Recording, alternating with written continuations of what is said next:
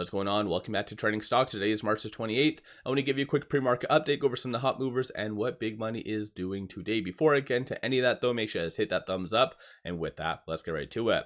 So starting off with data points, we do have the dreaded PCE coming out in roughly 9 minutes from now. So of course, by the time the video is out, this data has already been released. So how I see things playing out. If it is hotter than anticipated, then just be aware that most likely the market's going to sell off. If it comes in line or a little bit lower, just anticipate a nice rally today, which is going to be, in my opinion, short-lived, only because a lot of those analysts that have been spreading a lot of that doom and gloom will be stating that February does not encumber essentially any of these tariffs. And that's one thing that the market is very fearful over, is that the tariffs will increase inflation. So we'll just have to wait for the next two reports to just see on exactly how these tariffs are really affecting consumers, the economy, and everything. So like I said, just somewhat be aware of that. Aside from all that fun stuff though, futures are quickly going over here for a second. So futures are slightly red. So Dow is down 0.01, S&P down 0.19, and then NASDAQ down 0.09. Fear and greed index is currently still under the fear category, 28, and that's because of good GDP that came out yesterday. If negative, as I mentioned, I was going to forecast for it to go back into the extreme fear, meaning people's appetite for risk isn't on the table. Moving on to SoFi. So it is down slightly. Nothing really crazy. I think just still piggybacking off of the negativity from yesterday. Shorts, though, could be a little bit more active if there is a recovery close to that 1250, but 12.9% of the free float is being shorted. Works out to be 138.96 million shares overall are being shorted. With it right now, pre-market at $12.11. It is slightly above this S1. So just watch for that 1209 support to hold throughout the day. If not, just watch for 1282 and then 1138. You might see shorts try to suppress it below 12, but there's not overly that much of a in the money, so it wouldn't really be in their financial interest. But then again, anything can happen, and of course SoFi and much of the greater market will move because of PCE. So just kind of take note of all of that. 1253 and then 1297 will be the next strong target / resistance points. MIST is down 61.33%, and that is because of this, a letter from the FDA. So biotechs and pharmaceutical companies aren't really my forte, as I've shared with you. So just do your own due diligence at the end of the day for this.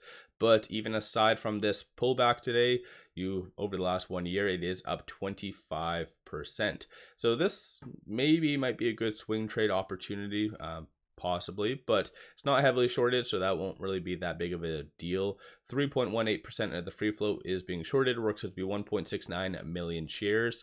Right now with at 89 cents, it is trading currently between this S2 and this S3, so 96 cents will be that next strong target / resistance. So you could potentially see a nice recovery to that.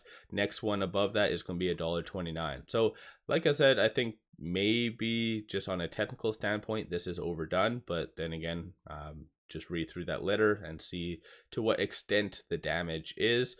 MLGO, this stock has been very, very popular over the last 5 days, up 247%. In the past, it's always had these pushes higher, but it's very short-lived, so it usually just gets dragged down. But nonetheless, this one is one that everyone is focusing on. So I think big money decided to really pay attention to this stock, and so when it comes down to day trading it, I think it is it's just rotating between that 10 to 12 for a low, and then it usually pushes higher to between that 15 and 20. So for those of you that are day traders, swing traders, it might be advantageous just to somewhat pay attention to it. Maybe do your own due diligence and all the other fun jazz, of course, but 45.66% of the free float is being shorted. Works out to be 4.47 million shares.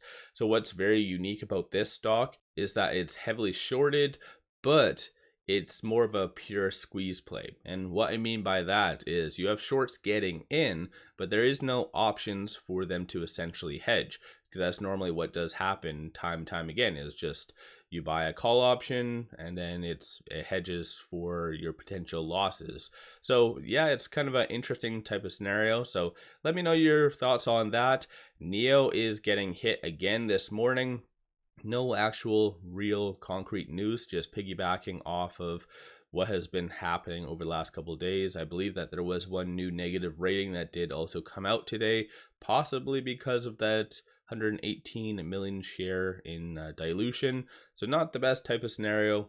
Overall, NIO just never seems to be able to catch a break. But moving on from here, currently, shorts aren't really doing all that much. 14.21% of the free float is being shorted. Works out to be 205.99 million shares overall are being shorted. So shorts have really been playing around with NIO. You can kind of see that right here. So they did have a low of roughly 11.13%, a high of about 16.1. So it's been all over the place. Lately they have been returning, but yeah, they're definitely playing around with NIO. And it's a very unfortunate type of thing playing out. But with it right now at $3.90, trading right below this S2. So $3.92 is going to be that next strong target that you really want to watch for NIO to get above today. Flip side, $3.50 is going to be that next strong support. So just kind of watch for that. In reality, NIO will be suppressed if it does get close to that $4 mark. So just again, be aware of that. And then last but not least, let's talk about ticker PRTG. So Portage Biotech, it is up 150%. As I mentioned, biotechs aren't usually my forte. This one, it is down 56.39%.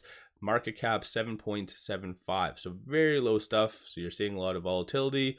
This is the news that did come out after hours yesterday that is prompting all of this volatility. So it looks like they did receive some promising results for to support first in-human trial of Port-7. So just kind of research that, do what needs to be done and stuff. But as far as right now, it's not heavily shorted. So 2.11% of the free float is being shorted. Works out to be 17.06 thousand shares. So of course that won't really play that big of a part in today. With it right now at $12 and change, it is above all the key fib levels, so that won't really be a benefit overall. So just do your own due diligence at the end of the day. It is exactly 7:30, so I will go back over here. So it looks as though it did come in a little bit hotter, so that's not necessarily the best. So core came in at 0.4, forecast 0.2, so the market most likely will be really pulling back. So as you can kind of see, futures are absolutely getting hit, so not necessarily the best. So let me know your general thoughts. Don't forget to hit that thumbs up and subscribe. I always greatly appreciate that. If you are looking for buy signals, pop over to my Patreon. I give buy signals on stocks, options, or crypto. Many of them have been absolutely on point and bangers. Definitely worthwhile to pop over there and take a look. With all that, appreciate all of you watching.